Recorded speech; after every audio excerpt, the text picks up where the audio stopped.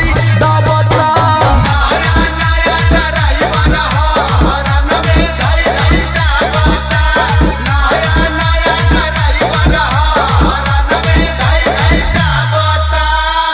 लागता कि सखी लर्निंग में वार्निंग ना कर पाई।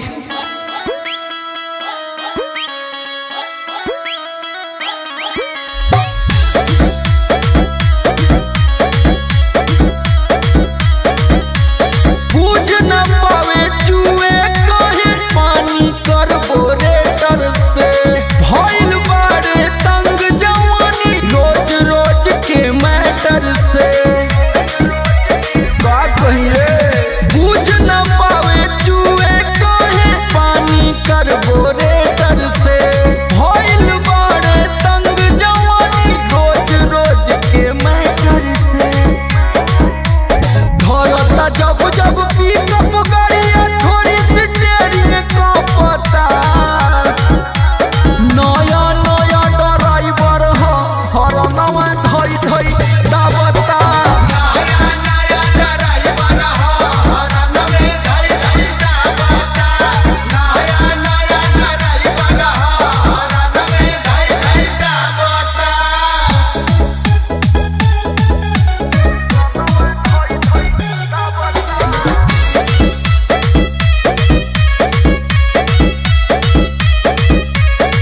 मारी दिलाया जाके में हज से ब्रेक हो भीतरी के मोबिल सारा बहरी देला फेंक हो। और पूरा छिटिया मार दिला ये सखी।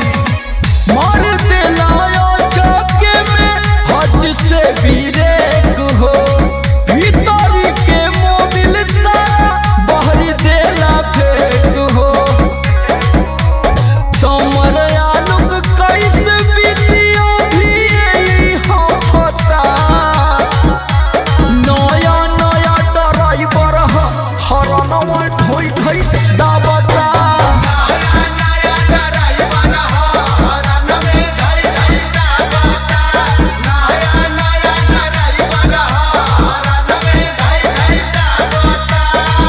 सोचतानी कौनो एक्सपीरियंस वाले